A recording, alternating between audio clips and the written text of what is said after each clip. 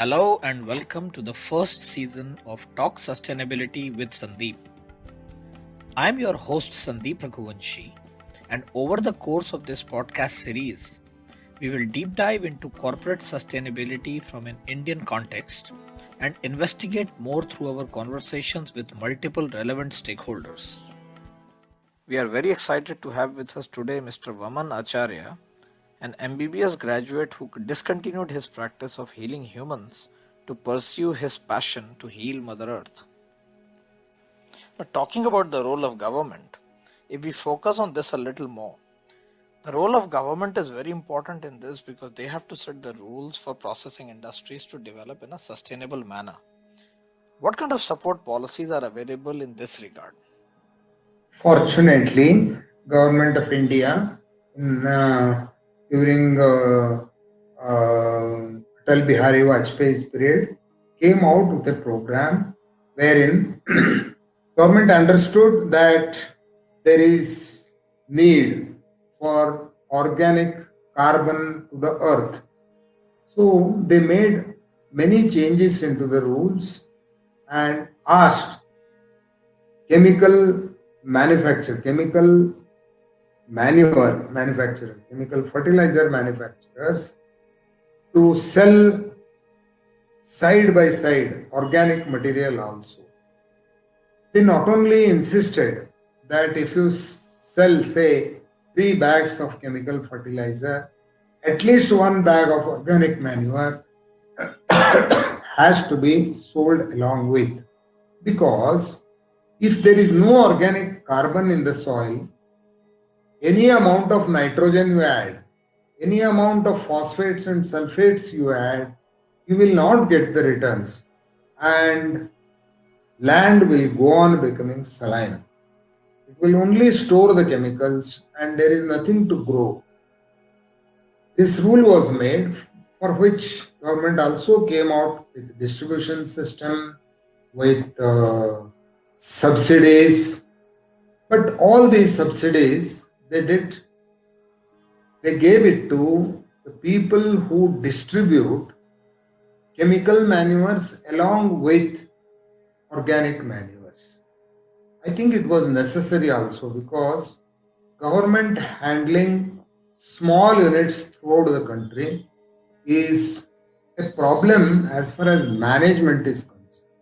Even verification of the quality of their manures, what they do, how much they sell.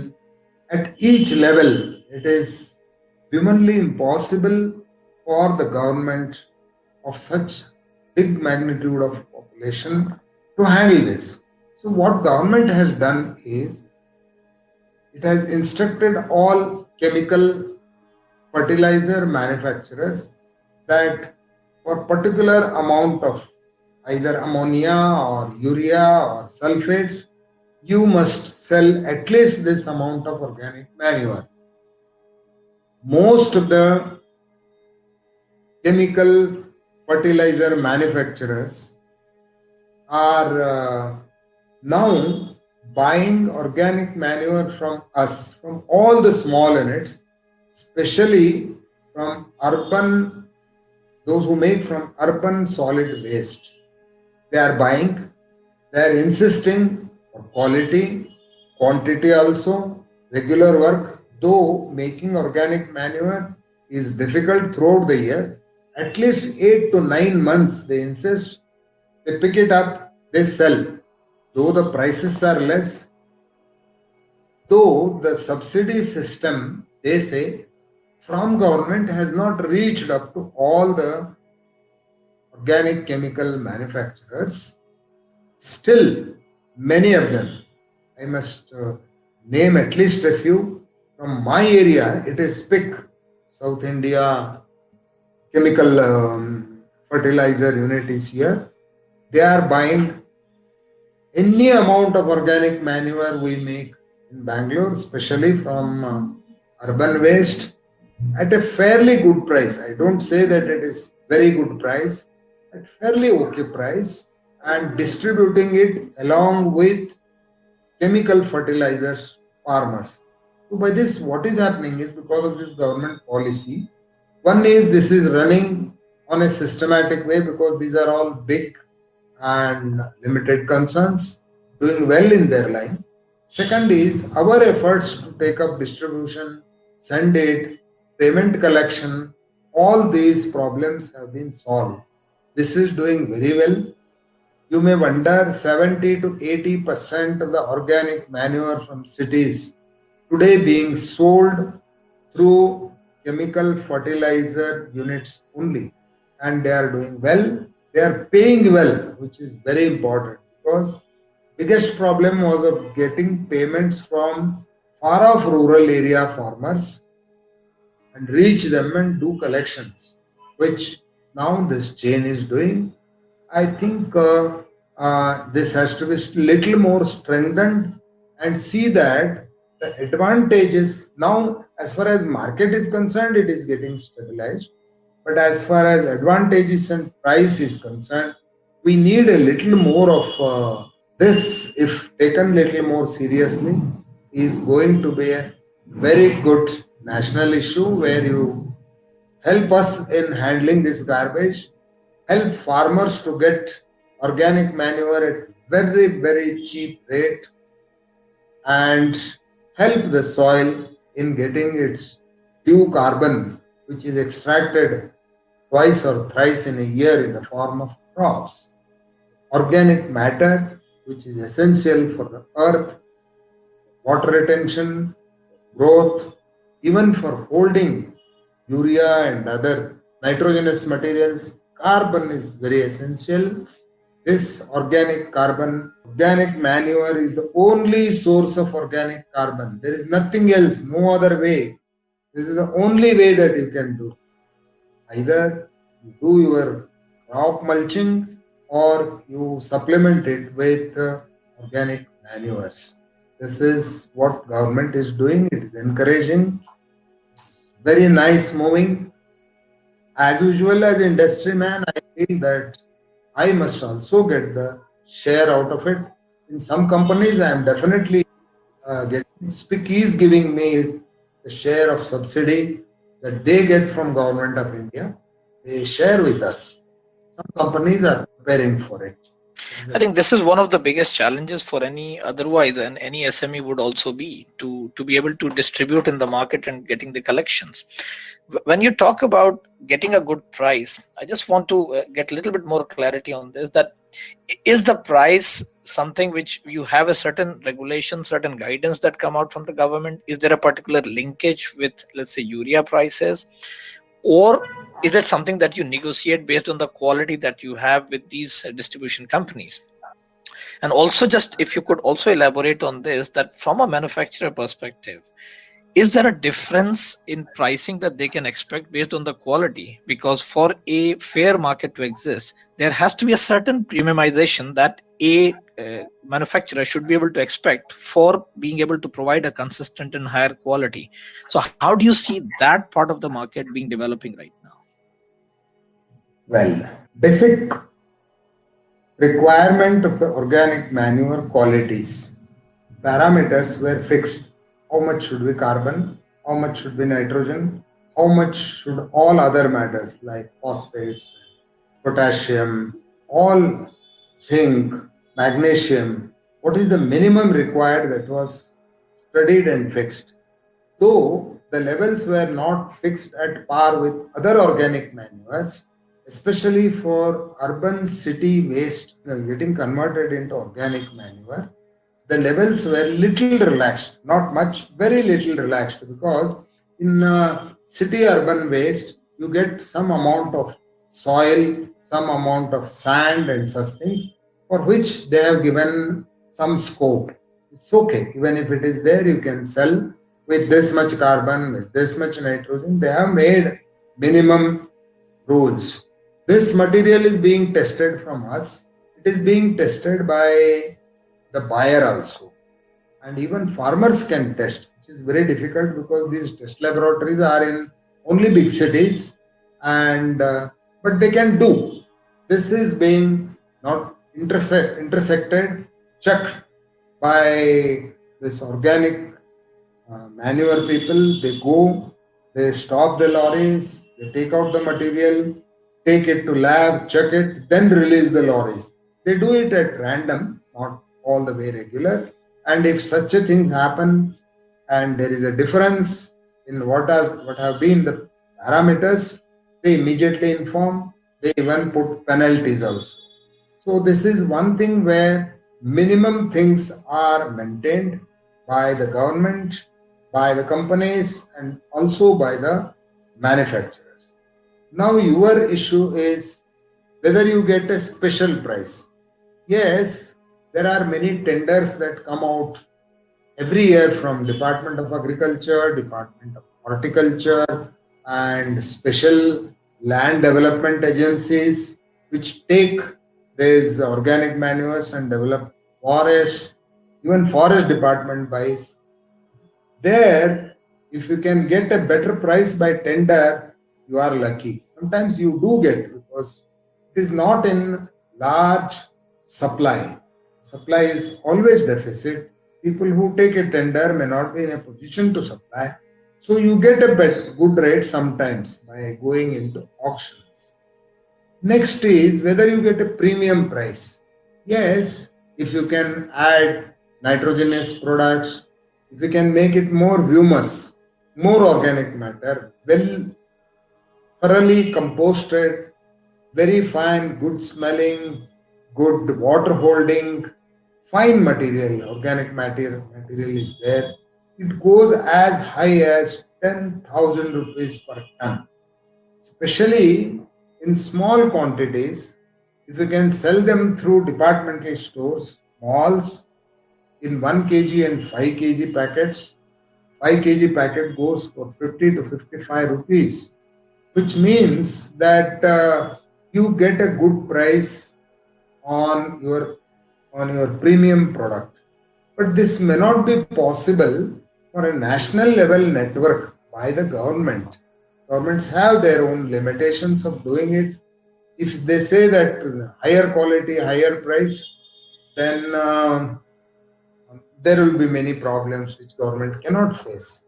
They have fixed the rate, fixed the quality, and at this rate, 90% goes, and 10% if you are very special, you can say no to any of these chemical fertilizer company and do your own. There are many people who do their own marketing also, but you have to also see at bulk. You have to sell at least 8 to 10 lorries, that is 80 to 90 to 100 tons every day for at least 9 months in a year. Then you have to take the help of the government, and your pricing has to be rational. We cannot ask for a premium price. So the innovation is what you allude to, because I think this is important. You have a market, you have a product. There is possibility for innovation, both in terms of branding, in terms of packaging, in terms of what product mix you can offer in the market. Now, just to before we end the conversation, if there were any innovators who take this field very seriously, who want to have an impact in this massive challenge that the country faces, the planet Earth faces, what kind of innovative solutions would you suggest them to look into? And these could be, of course, from your product perspective, but they could also be certain specific technologies that they might probably add to what you wish, if you had, you would be able to run the same business much better. So what would be those tips for such innovators who might be listening to this? Technology is very important. I have seen some of the equipments. You just pour your organic matter from one corner. Slowly the material moves. You add very good cultures, bacterial and fungal. It slowly moves. By end of the tunnel, say within 6 to 7 days, you get beautiful, well matured organic manure. You can also add some additives like neem oil, like pongamia seeds, sorry, neem seeds and pongamia seeds, and such many things where the nematodes that are there on the earth can also be handled. And neem and other things, will also give a unwanted fungal free soil. This also can be a value added chain. So the technology immediately that can be of use is two things. Still, we have to find out much better cultures, both fungal and bacterial, at a reasonable price. Today, cultures are available anywhere between 25 rupees to 250 rupees. They should come down so that any type of material, for each type, there has to be a different culture and that can be added because there are materials which are high leguminous, there are materials which are high nitrogenous, there are materials which are of high salt. All these things have to be handled and converted into a useful, good, farmer friendly product. This is about culture. Also about the equipment itself. There are some efforts even in India to make such equipments. They have to be made of bigger size. Whatever is available today are for few tons. We need equipments which can convert the whole waste product of Bangalore, say around 3,000 tons of organic waste every day, to be converted within 5 to 6 days, so that you have only 6 to 7 plants all over Bangalore and convert every gram of material into very clean organic manure without disturbing the earth. Open way of doing fertilizers, organic manures. This composting also releases some amount of nitrogenous gases, some amount of carbon dioxide because of the bacterial and fungal activity, and this adds to some amount of pollution. More than anything else, this foul smell, whatever you do, is there in a composting plant. If this can be avoided, if waste can be brought in a closed container and put directly to such machines, this is all still imaginary, still, it's my dream that nobody will object. Today, the biggest problem of running an organic manure unit or a composting unit is my own neighborhood. They naturally they are being troubled. They get bad smell. The uh, look of the garbage itself is aghast. Nobody wants. Nobody wants garbage in their backyard. Move next. Move next. Everybody says. I have tried in so many places. Nowhere people are ready to accept a garbage plant. So modern innovation, closed activity, closed transportation. This has been done in cement industry. Cement previously was being carried in open lorries. Now it is being carried in tankers. Such things can be done. Municipalities should segregate, pay a little of tipping fee, send them in containers, and it will come in a closed container. Even if somebody is staying next to your door, he should not get the aghast look, or the bad smell that comes. Even if you treat very well, unless it is closed one, some amount of smell from fresh garbage will be there. I have visited plants all over the world. I have seen that smell is there even in best of the plants. Even if they are far away, when the wind is there, the smell flows, and people can tolerate any smell other than organic smells. So, there is a role for technology both in composting equipments and the process of composting. And gas, yes, if you make biogas and then manure, that seems to be a better way. But many a times, gas recovery from organic waste is less, very less, depending on the type of garbage you have. It is if it is more fibrous, if it is more carbon, you get a good manure, but you don't get anything valuable as gas.